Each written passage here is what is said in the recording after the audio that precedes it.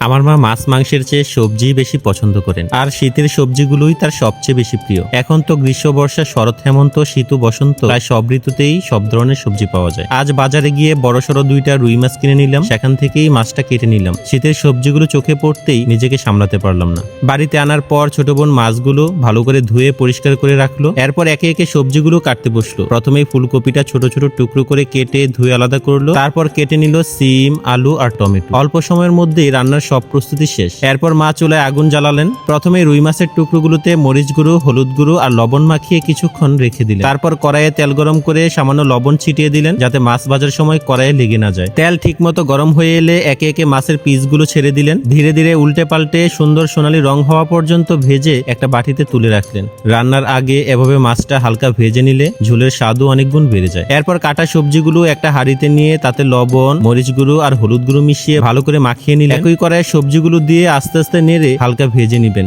ভাজা হয়ে গেলে একটা বাটিতে তুলে রাখলেন।